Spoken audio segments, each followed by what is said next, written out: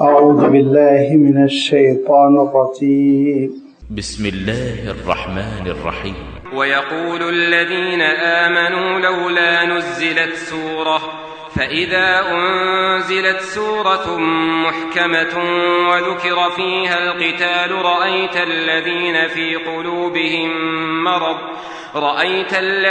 في قلوبهم مرض ينظرون إليك نظر المغشي عليه من الموت فأولى لهم طاعة وقول معروف فإذا عزم الأمر فلو صدقوا الله لكان خيرا لهم فهل عسيتم إن توليتم أن تفسدوا في الأرض وتقطعوا أرحامكم أولئك الذين لعنهم الله فأصمهم وأعمى أبصارهم أفلا يتدبرون القرآن أم على قلوب أقفالها إن الذين ارتدوا على أدبارهم من بعد ما تبين لهم الهدى الشيطان سول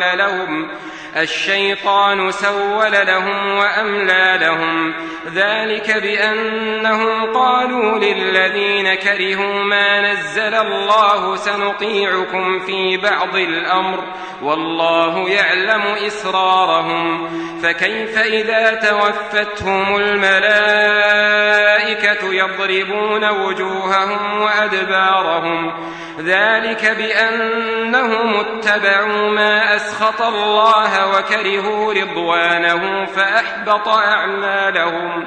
صدق الله العظيم. الحمد لله رب العالمين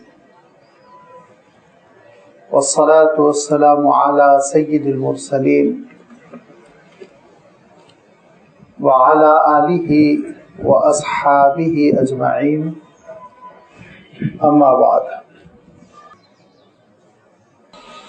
سورہ محمد کا یہ تیسرا رکوع ہے جس کی ابھی آپ کے سامنے تلاوت کی گئی. ان آیتوں میں اللہ تعالیٰ ایک ایسے طبقے کا تذکرہ فرما رہا ہے،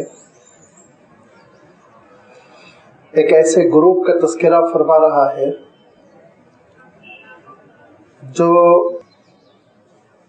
مکہ مکرمہ سے ہجرت کے بعد مسلمان مدینہ منورہ پہنچ گئے اور وہاں دھیرے دھیرے جب سیٹل ہونے لگے،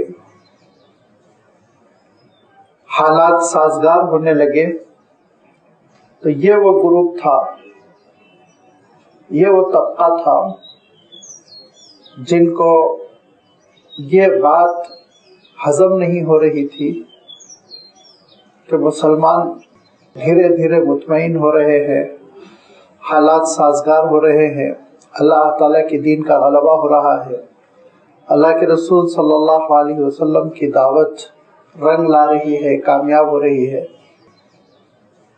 ان کے اندر اتنی اخلاقی جرات نہیں تھی کہ کھل کے مخالفت کرتے، لہذا یہ چھپ کے مخالفت کر رہے تھے، اسلام کا اظہار کر رہے تھے لیکن اسلام کے خلاف چل رہے تھے.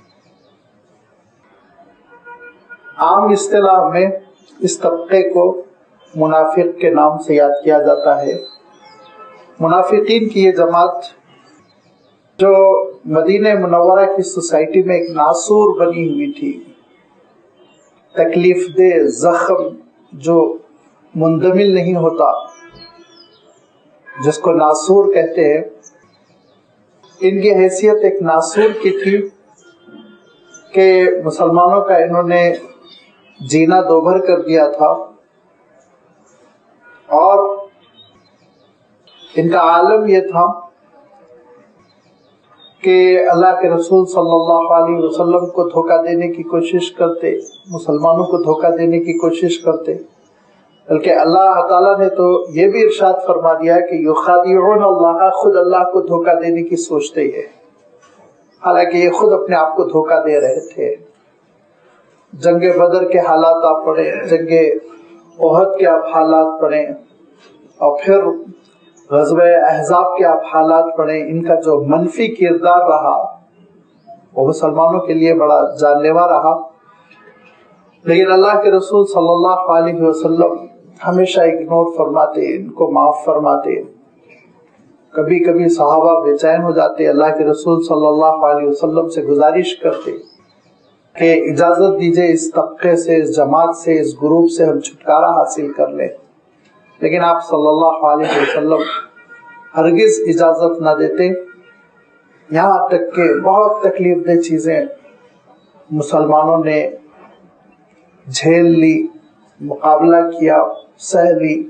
پھر اللہ تعالیٰ نے بالکل اخیر میں جبکہ غزوہ تبوک پیش آیا اور تبوک کی جنگ کے بعد اللہ تعالیٰ نے فیصلہ کیا اور سورہ توبہ نازل ہوئی، تو پھر اس طبقے کو دھمکی دی گئی کہ اگر یہ اپنے رویے کی اصلاح نہ کرے تو پھر یہ برباد ہو جائیں گے، تباہ ہو جائیں گے، ان کو نکال کر پھینک دیا جائے گا۔ یہاں چونکہ سورہ محمد میں آپ کی خدمت میں یہ بات عرض کر چکا ہوں، مدنی دور کی ابتدائی صورت ہے،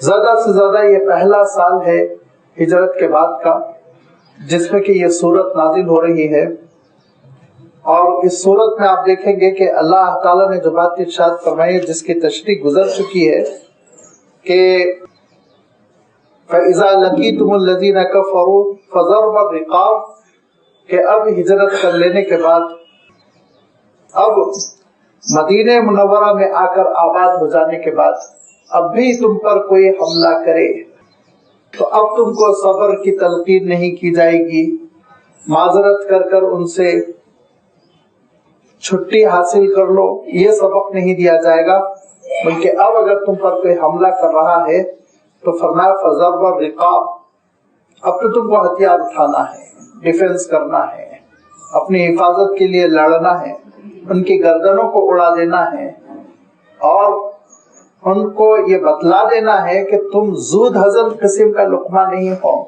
جو ہر کس و ناکس نگل جائے، بلکہ تم ایک ایسی جماعت ہو، ایک ایسی امت ہو جو اپنے اندر ایک طاقت رکھتی ہے، ایک صلاحیت رکھتی ہے، ڈیفنس کرنے کی صلاحیت رکھتی ہے، مدافعات کی قوت رکھتی ہے، لہذا فضرب الرقاب ارشاد فرمایا، اور ارشاد فرمایا اس کے بعد اس وقت تک لڑنا، اس وقت تک میدان میں برسر پیکار رہنا، ثابت قدم رہنا جب تک کہ مخالف پر کنٹرول نہ کر لو، جب ان کو قابو میں کر لو تو ان کی طاقت توڑ دو، ارشاد فرمایا ان کی طاقت توڑ دو، اور اس کے بعد ان میں سے جو قیدی ہوں ان کو باندھ کر لے آؤ، گرفتار کر لو، گرفتار کرنے کے بعد تم کو اجازت ہے یا تو معاف کر کے آزاد کر دو یا پھر پینلٹی لے کر، معاوضہ لے کر، کچھ مالی تاوان لے کر تم ان کو آزاد کر دو، یہ تم کو اختیار ہے۔ یہ آیت نازل ہو گئی۔ اب آپ اس کو ذہن میں رکھیں کہ مدینہ منورہ کا ابتدائی زمانہ ہے اور آیت قتال نازل ہو چکی ہے، اور اس کے بعد سے پھر اب یہ جو جس حقیقت کی جانب میں اشارہ کر رہا ہوں کہ ایک طبقہ تھا، ایک گروپ تھا جو ایمان کو ظاہر کر رہا ہے، کفر کو چھپا رہا ہے، اس سے اللہ تعالیٰ نے کیسے مخاطب کیا کہ کھل کر تو نہیں کہا گیا، جیسے کہ سورۃ المنافقون میں آپ دیکھیں گے، جیسے کہ آپ سورہ توبہ میں دیکھیں گے کہ لفظ نفاق بھی اللہ تعالیٰ نے نہیں استعمال فرمایا یہاں پر، لیکن اشاروں میں اللہ تعالیٰ نے ساری بات ارشاد فرمائی، اور ارشاد فرمایا وَيَقُولُ الَّذِينَ آمَنُوا لَوْلَا نُزِّلَتْ سُورَةٌ، ایمان والوں میں سے ایک گروپ ہے جو یہ کہتا ہے کہ ایسی صورت کیوں نہیں نازل ہو رہی ہے جس میں ہم کو جنگ کی اجازت دی جائے، دشمنوں سے نبردآزماں ہونے کی اجازت دی جائے، دشمنوں کی خبر لینے کی اجازت دی جائے، تلوار اٹھانے کی اجازت دی جائے، کیا ہے؟ ہمیشہ صبر صبر صبر کا سبق سنایا جا رہا ہے، ذرا ہم کو اجازت دی جائے، ہم جوہر دکھائیں، لڑ کر دکھائیں، بتلا دیں اپنے مخالفین کو ہم ان پر کیسے کنٹرول کر سکتے ہیں۔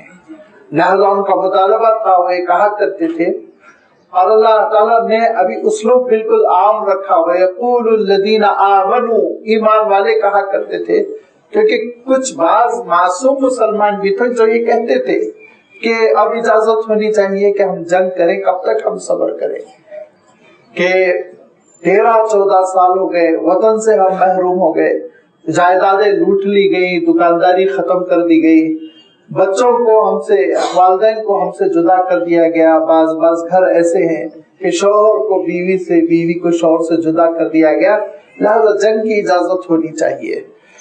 لیکن خاص طور پر وہ طبقہ جو کمزور عقیدے کا ہے، وہ طبقہ جو ایمان کا اظہار تو بہت طاقتور انداز میں کرتا ہے لیکن اندر دل میں کفر چھپا بیٹھا ہے، وہ ذرا آگے بڑھ کر کہتا تھا، کمر ٹھوک ٹھوک کر کہتا تھا، وَيَقُولُ الَّذِينَ آمَنُوا لَوْلَا نُزِّلَ سُورَةٌ، ایسی سورت کیوں نہیں نازل ہوتی، ایسا حکم کیوں نہیں آتا، ایسی وحی کیوں نہیں نازل ہوتی جس میں ہم کو جنگ کی اجازت دے دی جائے۔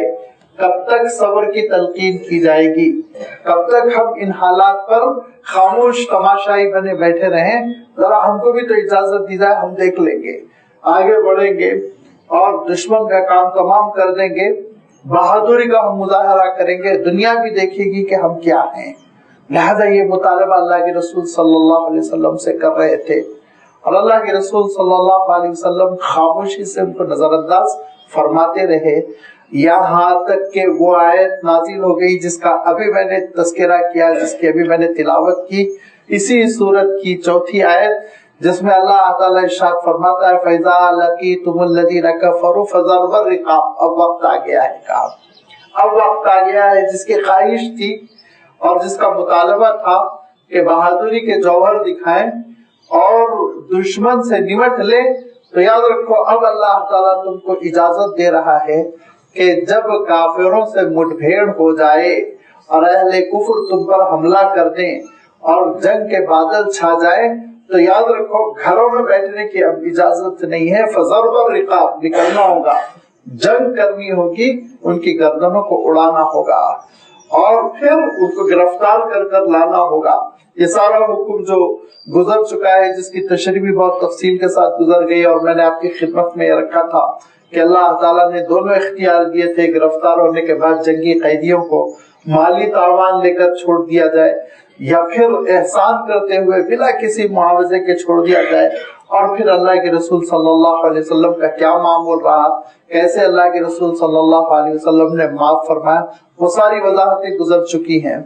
یہاں صرف میں یہ بتانا چاہ رہا ہوں کہ جب یہ آیت نازل ہوئی فضرب الرقاب، بھیڑنا ہے، لڑنا ہے، اب دکھانا ہے جوہر، تو کیا ہوا؟ اللہ تعالیٰ ارشاد فرماتا ہے اس طبقے کا، اس جماعت کا، اس گروہ کا عالم یہ ہوا فَإِذَا أُنزِلَتْ سُورَةٌ مُحْكَمَةٌ، جب محکم سورت نازل ہو گئی، وَذُكِرَ فِيهَا الْقِتَالِ، جس میں کہ جنگ کا تذکرہ کر دیا گیا، قتال کی آیت نازل ہو گئی، لڑنے کی آیت نازل ہو گئی، ہتھیار اٹھا لینے کی اجازت دی گئی، رَأَيْتَ الَّذِينَ فِي قُلُوبِهِم مَرَضٌ، تو اے نبی آپ دیکھیں گے کہ جن کے دلوں میں روگ ہے، يَنظُرُونَ إِلَيْكَ، آپ کی جانب ٹکٹکی لگائے ایسے دیکھ رہے ہیں، نَظَرَ الْبَخْشِيِّ عَلَيْهِ مِنَ الْمَوْتِ، جیسے کہ موت کا، نزع کا، بے ہوشی کا عالم ان پر طاری ہو گیا، گر پڑنے والے ہیں، جان نکل گئی، چہرے کا رنگ بدل گیا، یہ کیفیت ان کی ہو گئی۔ کل تک تو یہ اچھل کر مطالبہ کر رہے تھے کہ جنگ کی اجازت ہونی چاہیے، قتال کی اجازت ہونی چاہیے، کب تک ہم صبر کریں گے، کب تک ہم کمزور بنے بیٹھے رہیں گے، ہم کو اجازت دی جائے، لڑ بھیڑ کر ہم اپنا جوہر دکھائیں گے۔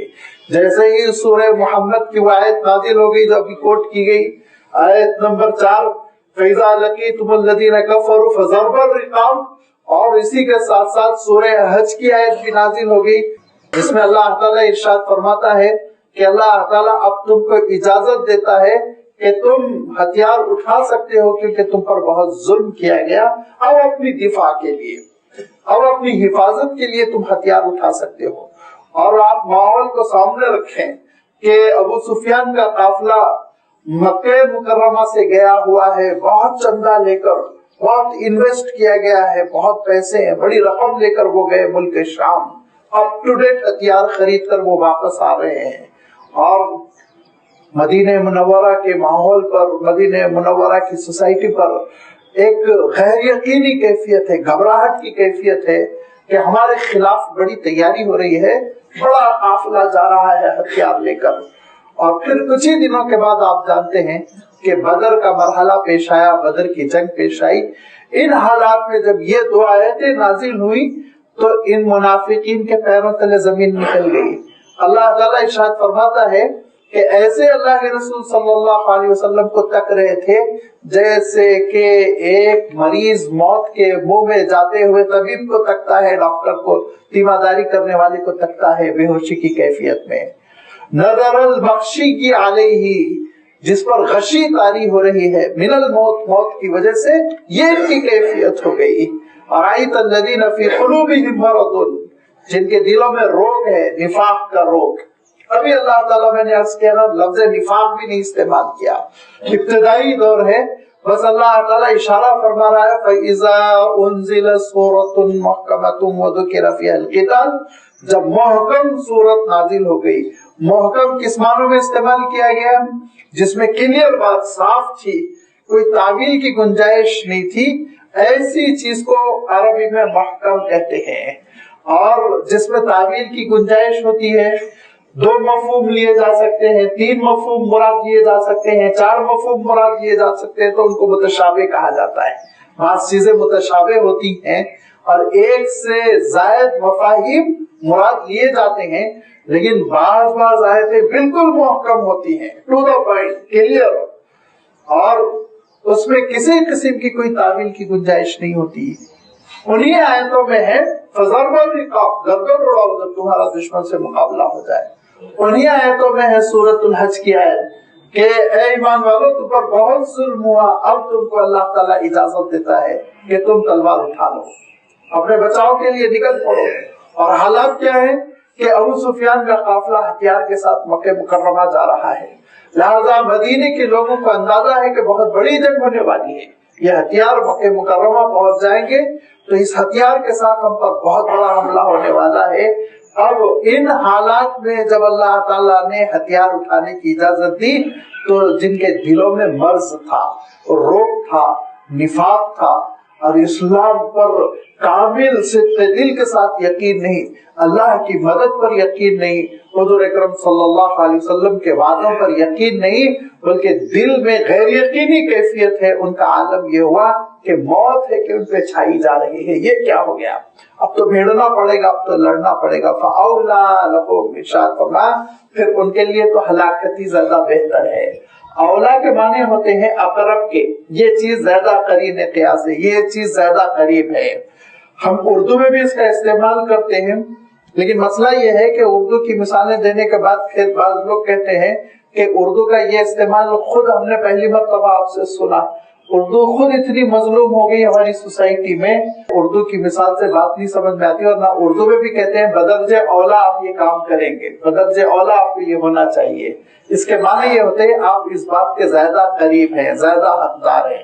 فَأَوْلَىٰ لَهُمْ کا ترجمہ مفسرین نے کیا تو موت ان کے لیے زیادہ بہتر ہے. مر جائے پھر، مارے ڈر کے جب جی رہے ہیں اور گھبرا رہے ہیں اور جنگ کی جب اجازت دی جا رہی ہے تو جان نکلی جا رہی، تو پھر مر ہی جاؤ، گھبرا کر گھل کر مر جاؤ. مرنا ہی تمہارے لیے زیادہ بہتر ہے موت کے تم زیادہ قریب ہو. فَأَوْلَىٰ لَهُمْ، اور آسان اسلوب میں ترجمہ کر دیا گیا تو پھر ان کے لیے موت ہی موت ہے، ہلاکت ہی ہلاکت ہے. طاعت و قول معروف، اطاعت اور اچھی بات کرنا، اللہ کا حکم ماننا اور اچھی بات کرنا، یہ دونوں مطلوب ہے کہ اللہ کے جو نیک بندے ہوتے ہیں ان کے سلسلے میں اللہ تعالیٰ ارشاد فرما، جب اللہ تعالیٰ کے احکام سامنے آتے ہیں تو وہ کیا کہتے ہیں؟ اطاعت بھی ہوتی ہے اور اچھی بات بھی کہتے ہیں. سمعنا و اطعنا، وہ یہ کہتے ہیں کہ اللہ ہم نے سن لیا اور سننے کے بعد ہم نظر انداز نہیں کریں گے، اطاعت کریں گے. لہذا طاعت، اطاعت کرنا، وقول معروف، اور اچھی بات کرنا، لبیک کہنا، اے اللہ ہم آپ کے فرمان پر مر مٹیں گے، سر تسلیم خم کر لیں گے، یہ کہنا زیادہ بہتر ہوتا ہے. یہ تمہارے لیے کامیابی کی راہ ہے، نہ کہ یہ کہ گھبرا جاؤ اور بہترے بدلنے کی کوشش کرو. فَإِذَا عَزَمَ الْأَمْرُ، جب اللہ تعالیٰ کوئی فیصلہ فرما دے تو لازمی بات ہے وہ فیصلے کی اطاعت ہونی چاہیے، وہ فیصلہ تسلیم کر لینا چاہیے۔ فَلَوْ صَدَقُوا اللَّهَ لَكَانَ خَيْرًا لَهُمْ، اگر انہوں نے اللہ تعالیٰ سے جو وعدے کر رکھے ہیں، جو زبانی جمع خرچ کر رہے تھے نا کہ اگر اللہ تعالیٰ ہم پر قتال اور جنگ اس کی اجازت دے دے ہمارے لیے تو ہم جوہر دکھائیں گے، بہادری کا نمونہ دکھائیں گے، تو ارشاد فرمایا جو یہ باتیں اللہ تعالیٰ سے کر رہے تھے فَلَوْ صَدَقُوا اللَّهَ، یہ اللہ سے راست بازی کا مظاہرہ کریں، سچائی کا مظاہرہ کریں، لَكَانَ خَيْرًا لَهُمْ، تو ان کے لیے زیادہ بہتر ہوگا۔ بڑا نرم لب و لہجہ ہے، کسی قسم کی کوئی سختی نہیں ہے۔ اس کے بعد ارشاد فرمایا فَهَلْ عَصَيْتُمْ إِن تَوَلَّيْتُمْ أَن تُفْسِدُوا فِي الْأَرْضِ وَتُقَطِّعُوا أَرْحَامَكُمْ أُولَئِكَ الَّذِينَ لَعَنَهُمُ اللَّهُ فَأَصَمَّهُمْ وَأَعْمَى أَبْصَارَهُمْ۔ اس آیت کے دو ترجمے کیے گئے ہیں۔ پہلا ترجمہ تو یوں ہے کہ فَهَلْ عَصَيْتُمْ إِن تَوَلَّيْتُمْ، اگر تم جنگ سے منہ پھیر لوگے، اللہ کے احکام سے منہ پھیر لوگے، اطاعت سے منہ پھیر لوگے تو کیا کرو گے؟ تفسدوا فی الارض، زمین پہ فساد پیدا کرو گے، بگاڑ پیدا کرو گے، زمین میں جھگڑے ہوں گے، برائیاں پھیل جائیں گی، اور ان برائیوں میں ایک برائی کو اللہ تعالیٰ نمایاں کیا، اور نمایاں کیوں اللہ تعالیٰ نے فرمایا اس برائی کو انشاءاللہ میں اس کا تذکرہ کروں گا، اور وہ برائی یہ ہے وَتُقَطِّعُوا أَرْحَامَكُمْ، رشتہ داریوں کو کاٹ دو گے، رشتہ داریوں کو ختم کر دو گے۔ تو ایک ترجمہ تو یہ ہوا اگر تم اللہ کے احکام سے روگردانی کرو گے، اگر تم اللہ تعالیٰ کے احکام کو اوائڈ کرو گے، چھوڑ دو گے، تولیتم کا ایک ترجمہ یہ بھی ممکن ہے۔ اور دوسرا ترجمہ جو صحابہ سے بھی مفہوم یہ لیا گیا ہے، صحابہ کے پاس بھی یہ مفہوم معروف رہا اور مفسرین نے بھی اختیار کیا، دونوں مفہوم مفسرین نے اختیار کیا۔ دوسرا مفہوم یہ ہے فَهَلْ عَصَيْتُمْ إِن تَوَلَّيْتُمْ، تم سے کیا امید ہے اگر ہم تم کو حکومت عطا کر دیں۔ تولیتم الامر کے معنی ہوتے ہیں حکومت حاصل کر لینا، تولیتم الامور کے معنی ہوتے ہیں کنٹرول ہو جانا، قابو ہو جانا، ولی عہد بن جانا، ولی الامور بن جانا۔ لہذا ارشاد فرما کہ تم سے کیا امید کی جا سکتی ہے کہ اگر تم کو سربراہی مل جائے، حکومت مل جائے، تم کو کنٹرول مل جائے، زمین پر غلبہ مل جائے تو تم زمین پر بگاڑ پیدا کرتے رہ جاؤ اور گناہوں کا بازار گرم کر دو اور رشتہ داریوں کو ختم کر دو، رشتوں کو کاٹ کر پھینک دو۔ تم سے یہی امید لگائی جا سکتی ہے اگر ایمان تمہارے اندر راسخ نہیں ہے، عقیدہ اگر راسخ نہیں ہے۔ دونوں ترجموں میں مفہوم بہت زیادہ نہیں بدلتا ہے، یاد رکھیے مفہوم بس یہی ہے کہ اگر تمہارے دلوں میں روگ ہے، یہ کمزوری ہے، نفاق ہے، اللہ تعالیٰ کی بات کو پوری طرح سننے کی کیفیت نہیں ہے، اطاعت و فرما برداری کامل نہیں ہے، تو پھر تم سے کیا امید لگائی جا سکتی ہے؟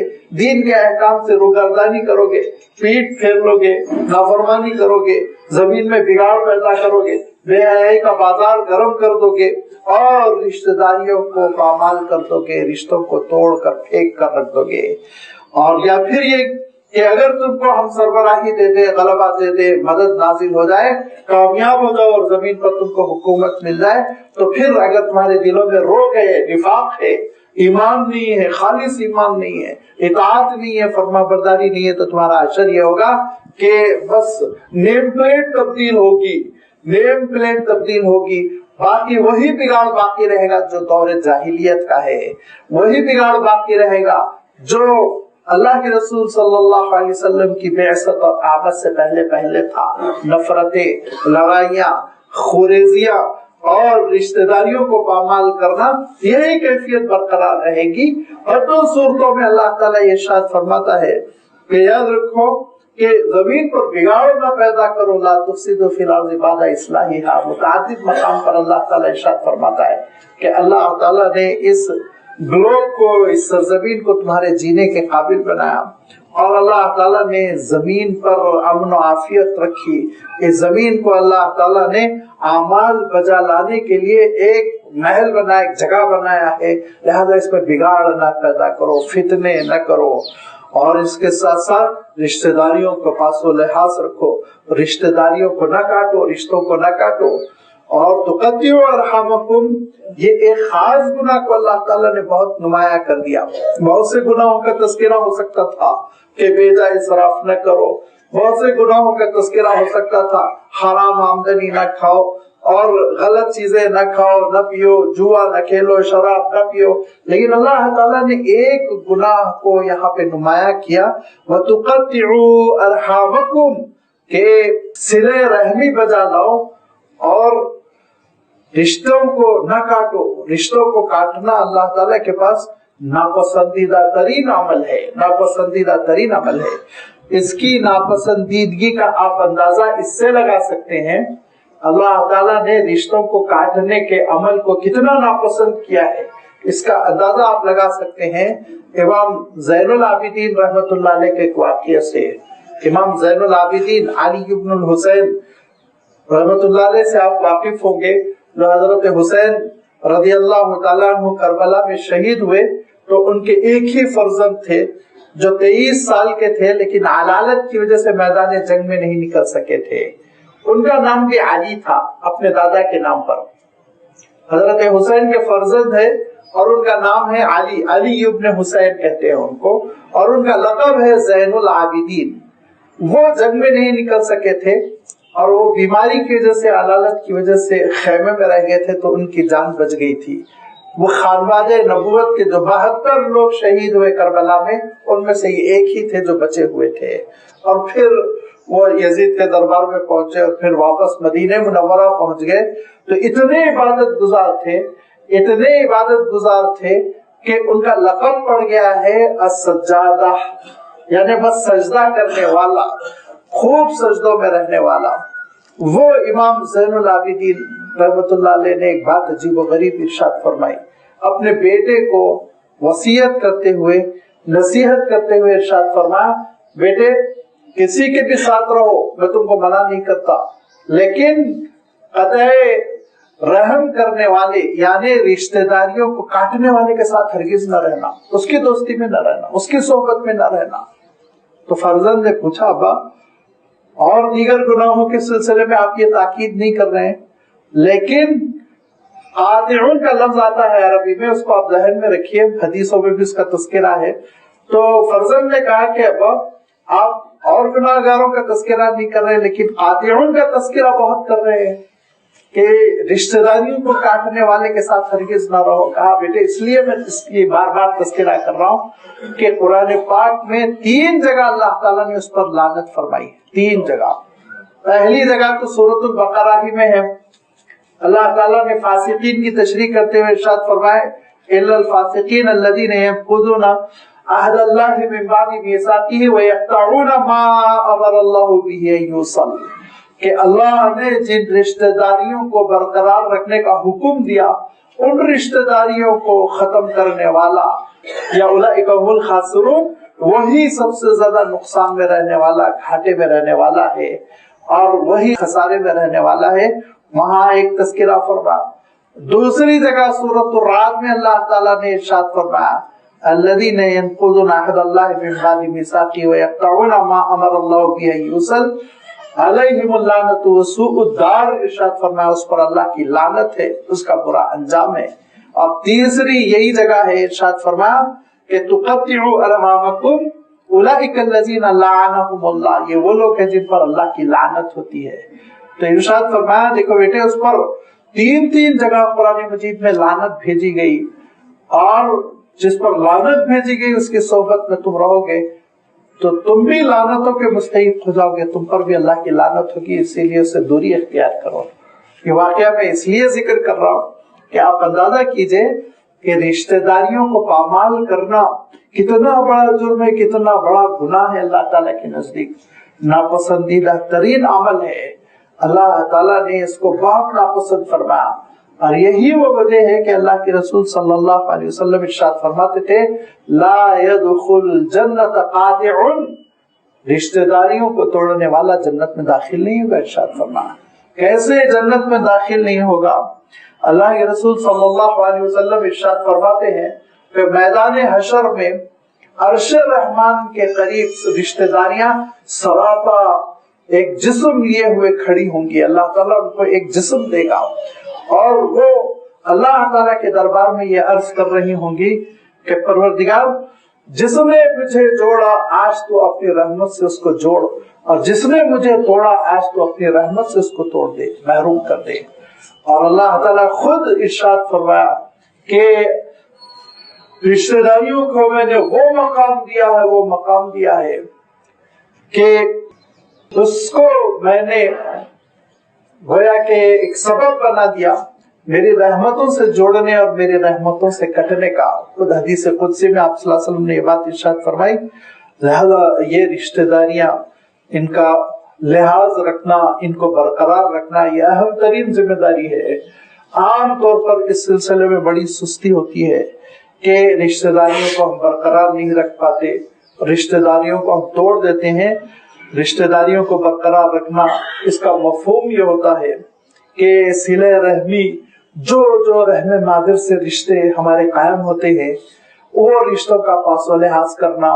اور اس کی ترتیب بھی بتا دی گئی کہ اللہ تعالیٰ نے خود قرآن پاک میں ارشاد فرمایا وَأُولُو الْأَرْحَامِ بَعْضُهُمْ أَوْلَىٰ مِن بَعْضٍ، رشتہ داروں میں بعض تم سے زیادہ قریب ہوتے ہیں، بعض اتنے قریب نہیں ہوتے، لہذا درجہ بدرجہ تم ان سے رابطہ اور تعلق رکھنا. جیسے کہ کہا گیا کہ آپ کی جو جڑ ہے یعنی والد اور والدہ، اور والد اور والدہ پھر ان کی جو جڑیں ہیں یعنی دادا دادی نانا نانی، یہ بہت قریبی رشتہ دار ہیں. پھر اس کے بعد یہ فرمایا کہ تمہاری اصل کی جو شاخیں ہیں یعنی بھائی بہن، اور فرمایا تمہاری اصل اصول کی جو شاخیں ہیں یعنی خالہ، ماموں، چاچا، پھوپھیاں، یہ اس کے دوسرے نمبر پر آنے والے ہیں. الاقرب فالاقرب کی مثال یہاں رکھی گئی.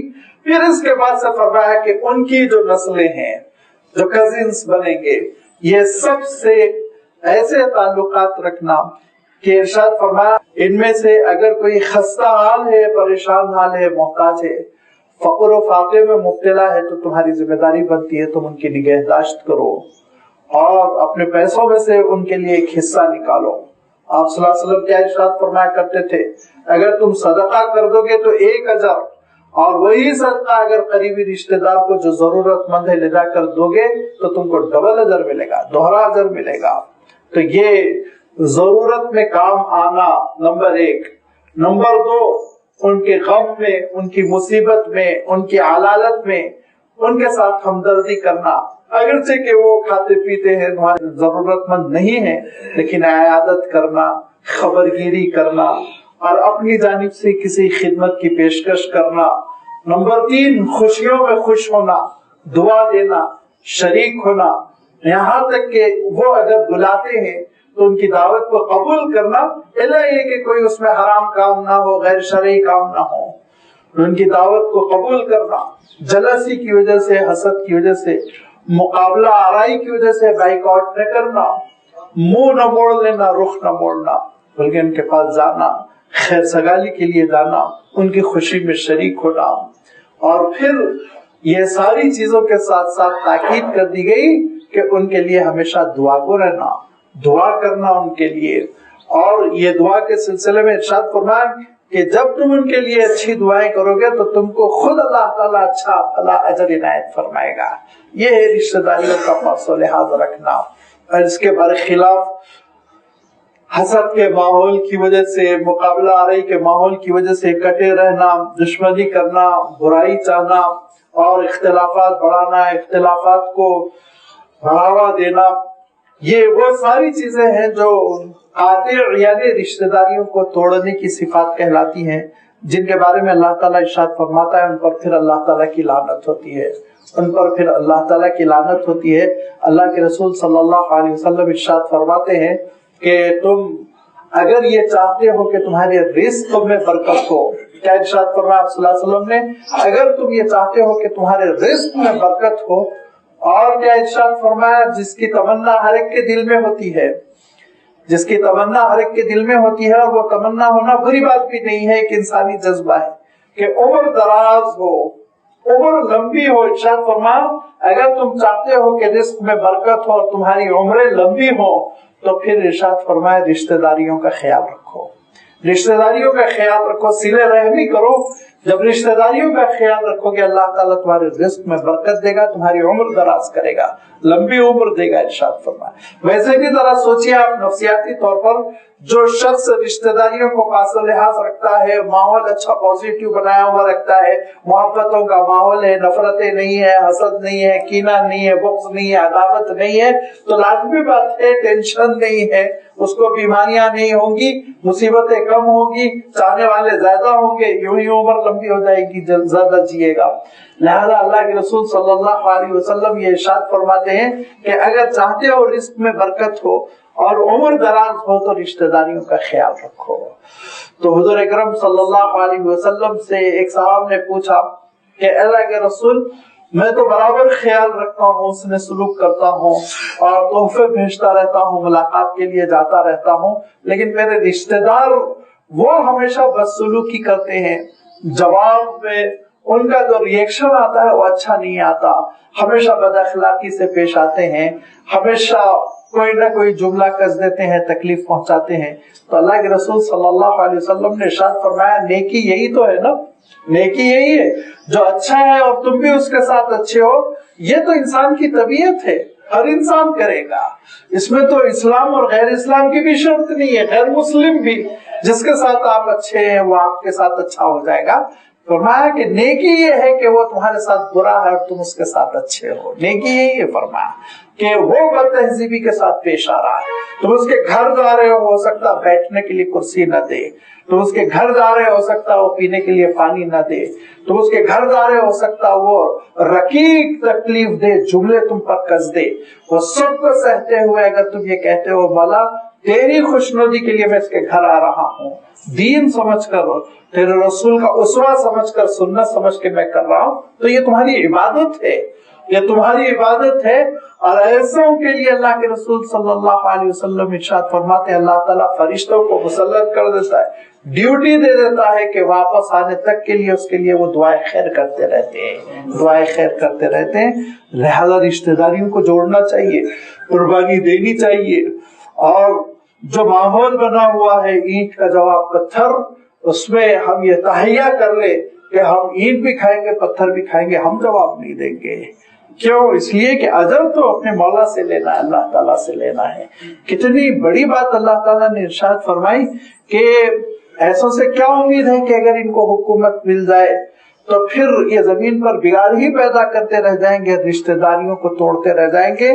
اور رشتہ داریوں کو توڑنے والے اولئک الذین لعنہم اللہ, اللہ کی لعنتوں کے مستحق ہوتے ہیں. فاصمہم, اور پھر اللہ تعالیٰ اس سے لوگوں کو بہرا بھی کر دیتا ہے. وَعَمَا أَبْصَارَهُمْ, اور ان کی نگاہوں کی بصیرت بھی چھین لی جاتی ہے, حقائق کو دیکھ نہیں پاتے, سچائی کو سن نہیں پاتے.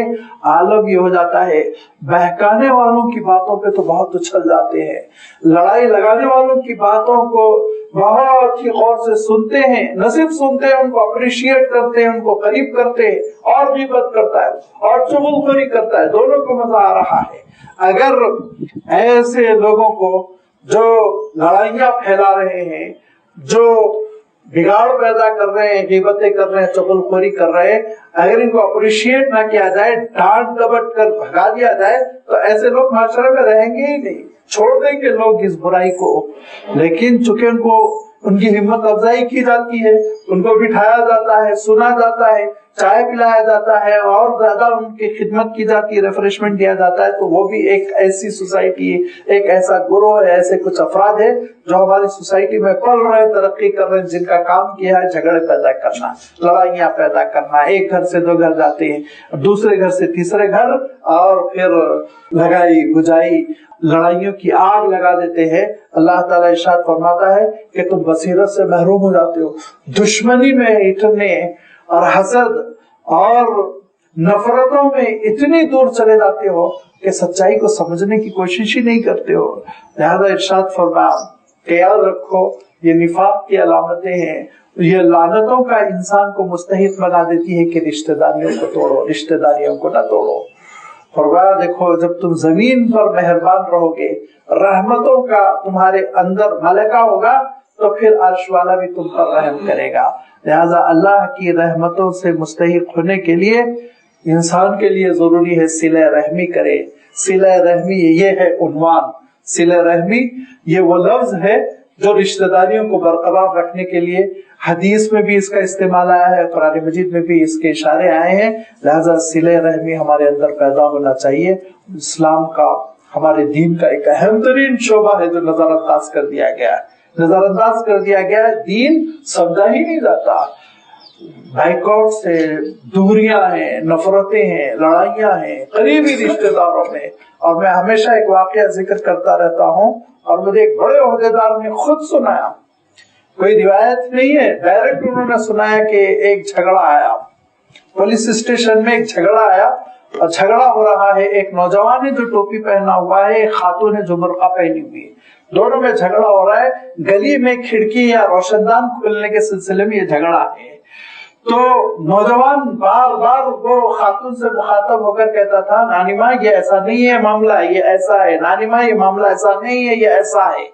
تو میں نے کہا، عہدیدار کا کہنا ہے، میں نے کہا کہ اما یہ بچہ جو ہے اتنی محبت سے تم کو نانی ماں کہہ رہا ہے، بات مان لو نا، جھگڑا ختم کر دو۔ تو وہ جھلا کے کہنے لگی، میرا نواسا ہے، نانی ماں نہیں بولے گا تو اور کیا بولے گا؟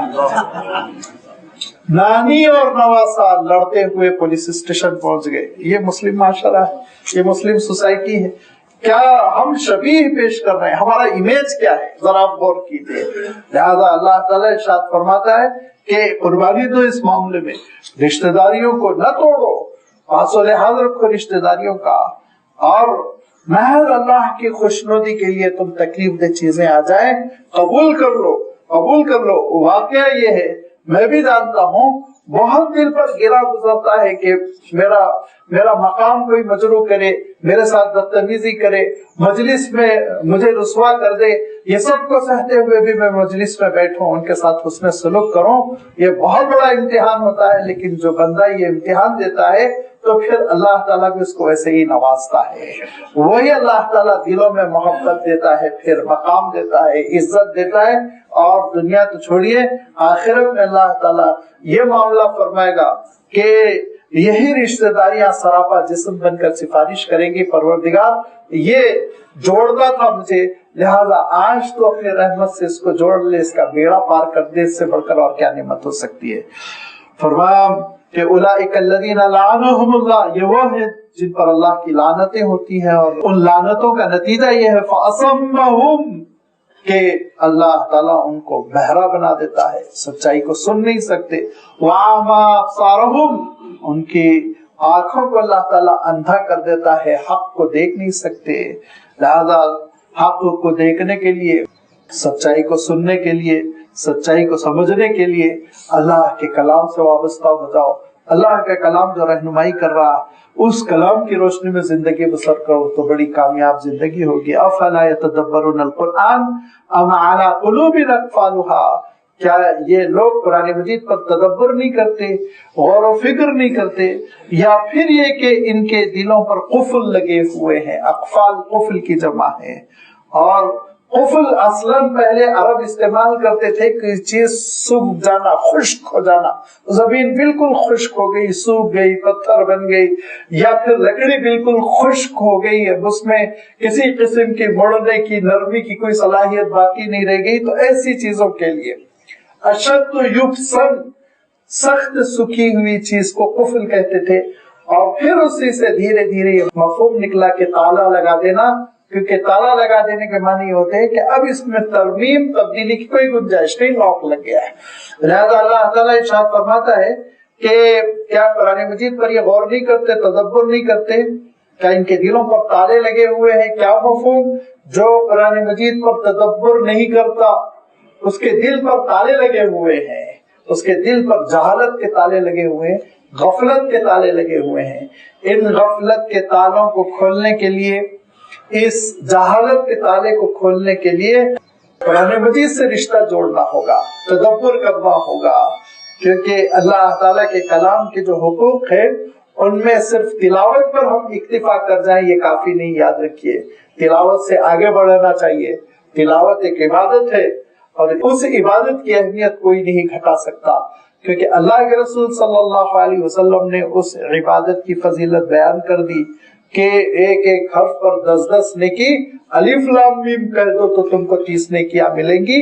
تو لازمی بات ہے وہ ایک اہم ترین عبادت ہے، لیکن اسی عبادت پر اکتفا کر معاملہ رفع دفع ہو جائے، ختم ہو جائے، یہ ہرگز کافی نہیں. آگے بڑھنا چاہیے، غور و فکر ہو، تدبر ہو، معانی سمجھنے کی ہم کوشش کریں، اور اس کے لیے ہم حلقے بنائیں جو اس قابل ہے کہ قرآن مجید کی روشنی میں نصیحت کر سکے، قرآن مجید کے مفہوم کو بیان کر سکے، قرآن پاک کی آیتوں کی تحلیل کر سکے، اس کا ترجمہ کر سکے، ان سے استفادہ ہو، ان کے ہم خدمت میں بیٹھیں اور ان سے ہم سنیں اللہ تعالیٰ کے کلام، اس کے محاسن، اس کے احکام. یہ اللہ تعالیٰ کے قرآن پر تدبر کی ایک شکل. لہذا ارشاد فرمایا فلا يتدبرون القرآن، کیا یہ قرآن پاک پر غور نہیں کرتے؟ غور کریں گے تو پھر دل کے تالے کھلیں گے، غور کریں گے تو دل کا زنگ دور ہوگا، دل چمکے گا، غور کریں گے تو معانی نازل ہوں گے. جو غور کرنے کی کیفیت نہیں رہے گی اس کی وجہ سے بڑی غفلت ہے جو چھا گئی. اور ایک بات میں بتا دوں کہ غور کرنے کا جو صحیح تقاضا ہے، ہمارے پاس ہر چیز کی ترتیب الٹی ہو جاتی ہے، ہمارے یہاں ہر چیز کی ترتیب الٹی ہو جاتی ہے اور اس کی وجہ سے نتیجہ برآمد ہی نہیں ہوتا. قرآن مجید پر تدبر کرنے کی ترتیب یہ ہے، اپنے آپ کو ہم ایڈریس ہی بنائیں، اپنے آپ سے ہم خطاب کریں. ہمارا عالم کیا ہے؟ ہم قرآن مجید کو سمجھتے ہیں دوسروں پر فتویٰ لگانے کے لیے. آپ اس کے ذمہ دار نہیں ہیں، آپ اس کے ذمہ دار نہیں ہیں، آپ اپنی اصلاح کے پہلے ذمہ دار ہیں.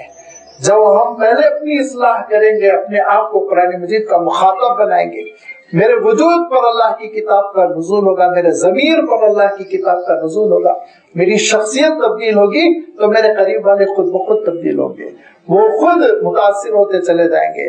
لیکن ہو کیا جاتا ہے؟ ہو یہ جاتا ہے کہ کوئی ایک ترجمہ پڑھ لیا اور اس کے بعد لگا دوسروں کے اوپر تنقیدیں کرنے، آیتیں فٹ کرنے، اور اس کے ساتھ ساتھ سارے خاندان میں لڑائی جھگڑے، معاشرے میں لڑائی جھگڑے. نہیں، سب سے پہلے ہم غور کریں اللہ تعالیٰ مجھ سے کیا کہتا ہے، اللہ تعالیٰ مجھ سے کیا کہتا ہے. ایک بار یہ تو سوچے کہ میرے رب نے مجھ سے کلام کیا تو میرے رب نے مجھ سے کیا کہا ہے. ایک بار تو میں زندگی میں سمجھنے کی کوشش کروں، یہ میرا فریضہ بنتا ہے. ایک بار تو کم سے کم میں سمجھنے کی کوشش کروں. حضرت علی رضی اللہ تعالیٰ عنہ کے ایک شاگرد تھے قیس بن احنف رحمت اللہ علیہ، مشہور تابعی ہیں، بہت انہوں نے حضرت علی رضی اللہ تعالیٰ عنہ سے استفادہ کیا. ان کا ایک واقعہ قیام اللیل میں امام مروزی رحمت اللہ علیہ جو بہت بڑے محدث ہیں، انہوں نے بیان کیا کہ وہ مسجد کوفہ میں بیٹھے ہوئے تھے، کوفے کی مسجد میں، اور ان کے پڑوس میں بیٹھا ہوا کوئی شخص تلاوت کرتے کرتے سورہ انبیاء کی اس آیت میں پہنچا لَقَدْ أَنزَلْنَا إِلَيْكُمْ كِتَابًا فِيهِ ذِكْرُكُمْ أَفَلَا تَعْقِلُونَ. لوگوں، ہم نے تمہارے لیے ایک ایسی کتاب بھیج دی جس میں خود تمہارا اپنا تذکرہ ہے. افلا تعقلون، غور و فکر نہیں کرتے. تو وہ چونک گئے، انہوں نے کہا پروردگار آپ نے میرا تذکرہ کیا ہے، اپنے کلام میں میرا تذکرہ کہاں ہے؟ لہذا اب انہوں نے قرآن مجید کی تلاوت ایک دوسرے انداز میں، زندہ انداز میں تلاوت کی، خود ان سے قرآن مجید جیسے خطاب کر رہا ہے. اور اس کے بعد ایک ایک آیت پہ پہنچتے تو کہتے نہیں، اس آیت کا مصداق تو میں نہیں ہوں، اس آیت کا مصداق تو میں نہیں ہوں. کہیں اللہ تعالیٰ نے اہل ایمان کی پیاری پیاری صفات بیان کی تو وہ یہ کہتے اتنا اعلیٰ کردار کا تو میں نہیں ہوں، یہ اونچی اونچی صفتیں تو میرے اندر نہیں. کہیں اللہ تعالیٰ کفر والوں کی وہ صفات بیان کرتے جو ان کو ضدی بنائی ہوئی ہے، اللہ تعالیٰ کا نافرمان بنائی ہوئی، اس کو شکر ادا کرتے، ضدی نہیں، نافرمان نہیں، اور مولا کا مخالف نہیں. کہیں منافقین کی صفات آتی، کہتے کہ یہ میرے اندر نہیں ہے. اللہ میرا ذکر کہاں ہے، میرا ذکر کہاں؟ تلاوت کرتے کرتے کرتے کرتے سورۃ التوبہ میں پہنچ گئے، اور سورۃ توبہ میں ایک آیت انہوں نے پڑھی کہ کچھ میرے بندے ایسے ہیں جنہوں نے نیک اعمال بھی کر رکھے ہیں، کچھ گناہ بھی کر رکھے ہیں، گناہوں پر نادم ہے، نیک اعمال کی بنیاد پر اللہ کی رحمتوں کے طالب ہے. لہذا ان بندوں کے ساتھ میں اپنے کرم کا معاملہ فرماؤں گا، رحم کا معاملہ فرماؤں گا. کہا یہاں ہے میرا تذکرہ، یہ ہو، اس صیغے میں ہوں میں، اس خانے میں میں ہوں یہ ہے اسلاف کا طریقہ کہ اللہ کے کلام سے استفادہ کرنا چاہتے، اللہ کے کلام کو اپنے دل پر نازل کرتے، اپنے ضمیر پر نازل کرتے. یہ ہے تدبر. جب یہ ہماری زندگیوں میں آئے گا اس کا بہت بڑا اثر مرتب ہوگا، بڑی تبدیلی آئے گی. افلا یتدبرون القرآن. ان کے دلوں میں نفاق اور روگ، بیماریاں پل رہی ہیں. کیا یہ قرآن پر تدبر نہیں کرتے؟ اگر قرآن پر تدبر کرتے تو یہ کیفیت پیدا نہ ہوتی. ام علی قلوب اقفالها، یا دلوں پر مہر لگے ہوئے ہیں، دلوں پر قفل لگے ہوئے ہیں، جس کی وجہ سے یہ محروم ہوئے جا رہے ہیں.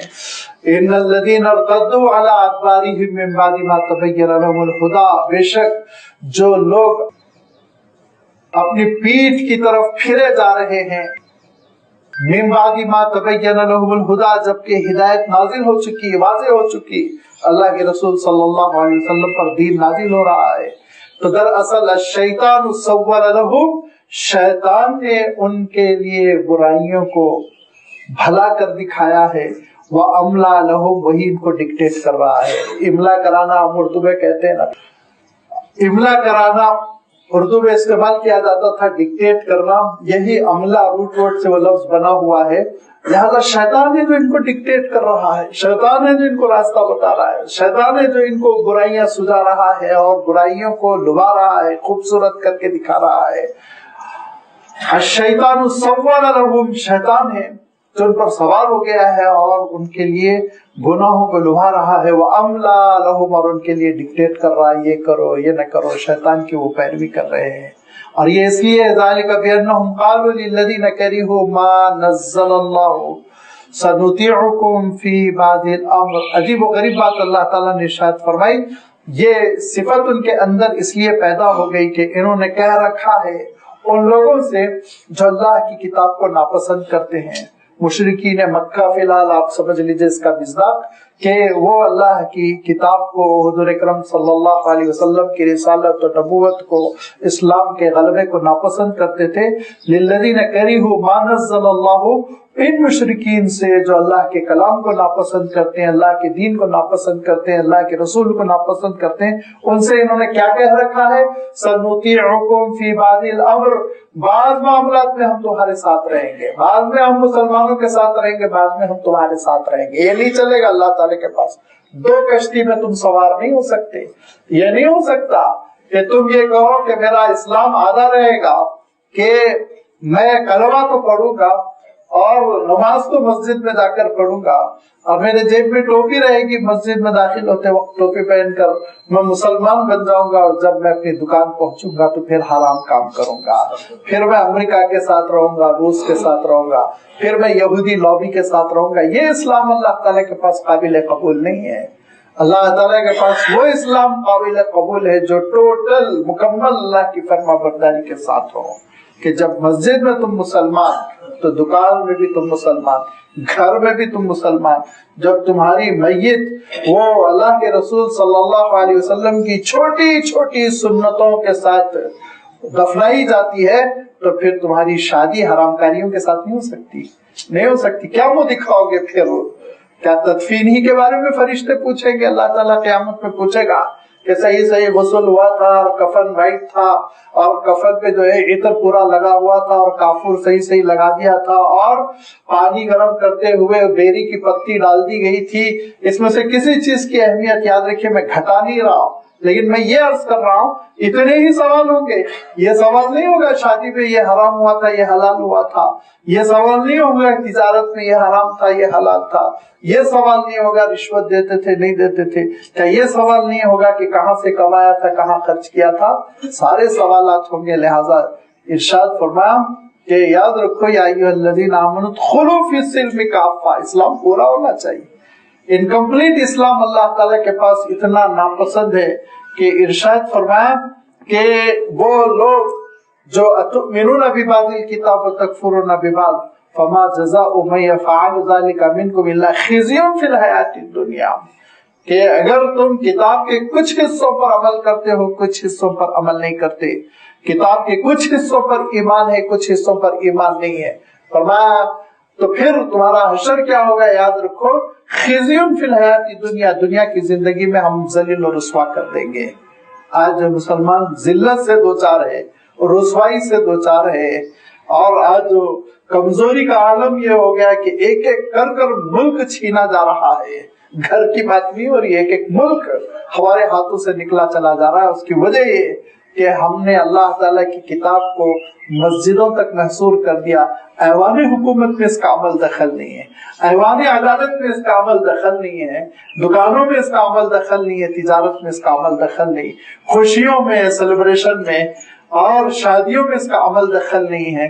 تو پھر اللہ تعالیٰ ارشاد فرماتا ہے فما جزاء من يفعل ذلك منكم الا خزي فی الحیات الدنیا، اس کا بدلہ سراسر یہ دنیا کی زندگی میں ذلت، اور پھر آخرت میں لوٹنے کے بعد جو ہونا ہے وہ تو ہوتا رہے گا. وہاں کوئی کنسیشن نہیں ہوگا، وہاں بھی تم کو سزا بھگتنی ہوگی. ارشاد فرمایا یاد رکھو ان کا یہ حشر شیطان کے چیلے بن کر جو شیطان ڈکٹیٹ کر رہا ہے وہ سن رہے، نفاق پیدا کر رہے. اللہ کے رسول صلی اللہ علیہ وسلم درمیان میں اللہ کی کتاب نازل ہو رہی ہے، من بعد ما تبین لهم الہدی، خدا ہدایت رہنمائی کھل کر نکھر کر ان کے سامنے آ گئی. پھر بھی شیطان کے چیلے اس لیے بنے ہوئے ہیں کہ ان کا عالم یہ ہے 50% ادھر 50% ادھر رہنا چاہتے ہیں. ذالک بانہم قالوا، کہ انہوں نے کہہ رکھا ہے للذین کرہوا ما نزل اللہ، ان لوگوں سے جن کو اللہ نے جو کچھ نازل فرمایا، دین، اسلام، کتاب، وہ ناپسند کرتے ہیں. ان سے یہ کہہ رکھا ہے سنطیعکم فی بعض الامر، بعض معاملات میں ہم تمہارے ساتھ رہیں گے، بعض چیزوں میں ہم تمہارے ساتھ رہیں گے، بعض چیزوں میں ہم مسلمانوں کے ساتھ رہیں گے. فرمایا واللہ یعلم اسرارہم، کیا چھپا رہے ہیں یہ، خفیہ کیا تدبیریں کر رہے ہیں، عقیدہ کیا چھپا رہے ہیں، دل میں کیا یقین ہے، یہ سب اللہ تعالیٰ جانتا ہے.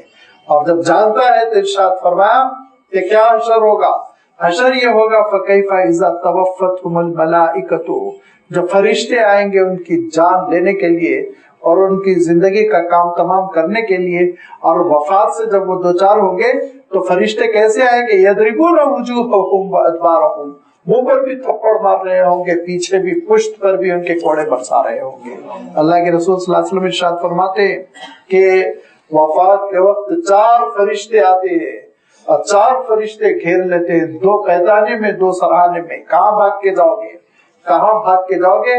وہ چیزیں انسان دیکھنے لگتا ہے جس کو انسان پھر بیان نہیں کر سکتا، زبان گم ہو جاتی ہے، اور اس کے بعد سے مہلت ختم ہو جاتی ہے کہ وہ موت کی کیفیت بیان کر سکے.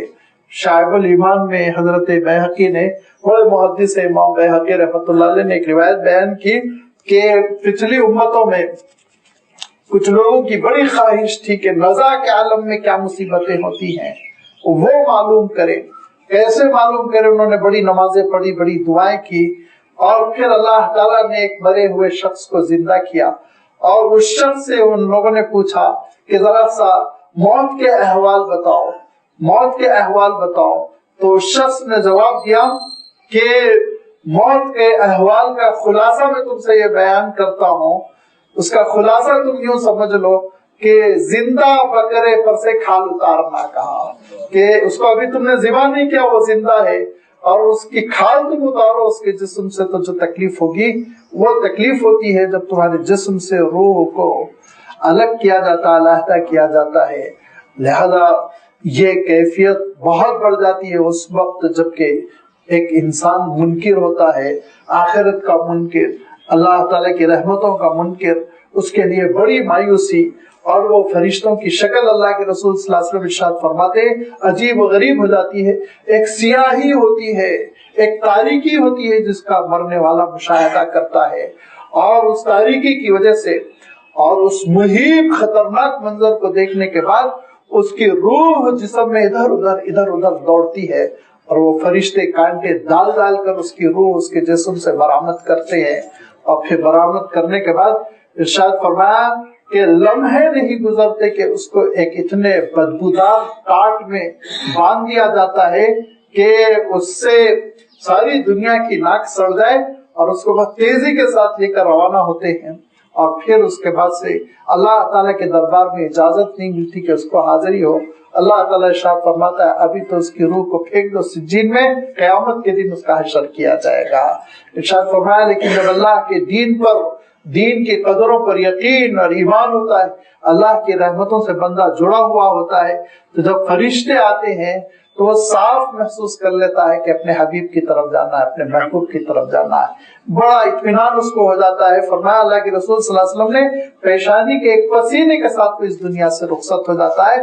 ارشاد فرمایا جیسے چھاگل کا منہ کھولو تو پانی کا قطرہ آسانی سے نکل جاتا ہے، ایسے ہی ارشاد فرمایا اس کی روح آسانی سے نکل جاتی ہے، اس کا استقبال ہوتا ہے، جس کا اللہ کے رسول صلی اللہ علیہ وسلم نے حدیث میں بہت تفصیل کے ساتھ تذکرہ فرمایا۔ ہر آسمان پر اس کا استقبال، خوشبو اور ایک سفید مخملی دبیز سے کپڑے میں اس کی روح کو لے جایا جاتا ہے، علیین میں رکھا جاتا ہے، اس کو خوشخبری دی جاتی ہے کہ اس کا معاملہ اللہ تعالیٰ کے پاس کتنا اچھا ہوگا۔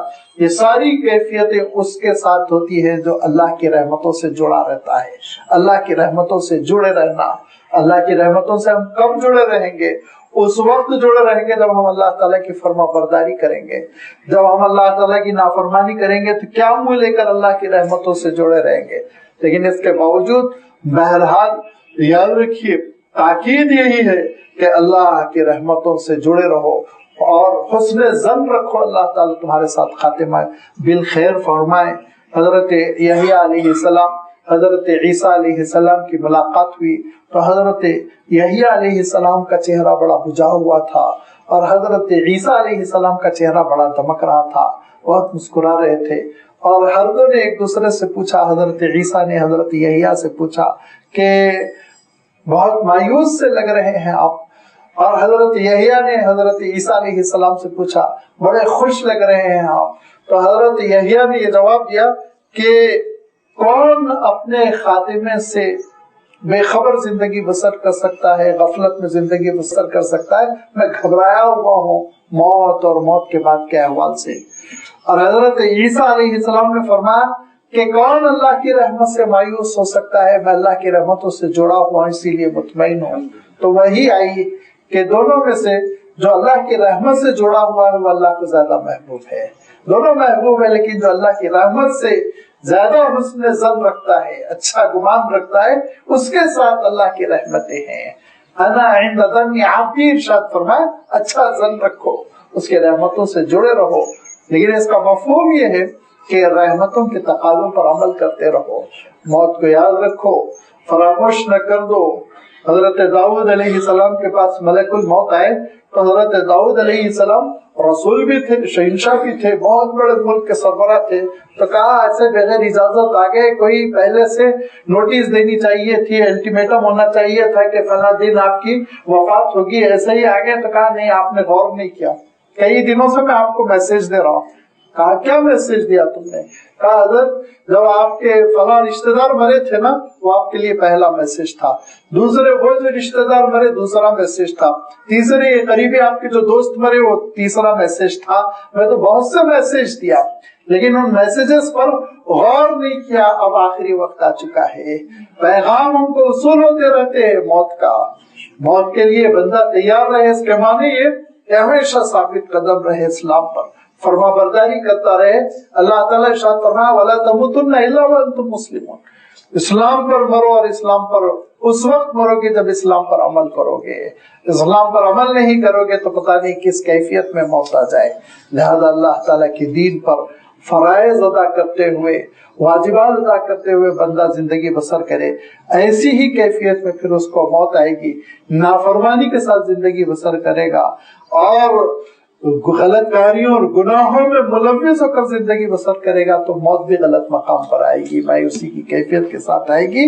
فرمایا ذرا ان کا منظر تو دیکھو، فَكَيْفَ إِذَا تَوَفَّتْهُمُ الْمَلَائِكَةُ، فرشتے آگے ان کی جان لے رہے ہیں، ان کا کام تمام ہو گیا ہے، توفت چارج پورا ہو گیا ان کا، اور جب فرشتے ان کی روح قبض کر رہے ہیں تو یضربون وجوہہم، چہروں پر بھی مار رہے ہیں، وادبارہم، ان کی پیٹھوں پر بھی کوڑے برسا رہے ہیں۔ اس لیے ذالک بانہم اتبعوا ما اسخط اللہ، انہوں نے وہ راستہ اپنایا جو اللہ کو ناراض کرنے والا تھا، وہ راستہ اپنایا جو اللہ کو ناراض کرنے والا تھا، ما اسخط اللہ، جو اللہ کو غضبناک کرنے والا تھا، غصہ دلانے والا تھا۔ تو پھر لازمی بات ہے وہ لعنتوں کے مستحق ہوئے، اور انہوں نے اس راستے کو اپنایا کری ہو رضوان ہو جو اللہ کی خوشنودی کا نہیں تھا، اللہ کی خوشنودی کو، اس کے رضوان کو ناپسند کیا، اس کے غضب کو انہوں نے پسند کیا۔ لہذا اس غلط باطل فکر کی وجہ سے ہوا کیا، فَأَحْبَطَ أَعْمَالَهُمْ، ان کی تھوڑی بہت جو نمازیں تھی، نیکیاں تھی، وہ بھی اللہ تعالیٰ نے ضائع کر دی، ختم کر دی، اکارت ہو گئی۔ لہذا نیکیاں ویلڈ ہوں گی، قابل قبول ہوں گی اس وقت جبکہ بندے کے اندر یہ جذبہ ہو کہ وہ اللہ کی خوشنودی کا طالب رہے، اس کی نافرمانی سے بچتا رہے۔ اس جذبے کے ساتھ وہ زندگی بسر کرے گا تو پھر اللہ تعالیٰ اس کے اعمال کی لاج رکھ لے گا، قبول کرے گا، کامیابیوں سے اس کو ہمکنار کرے گا۔ وآخر دعوانا ان الحمد للہ رب العالمین۔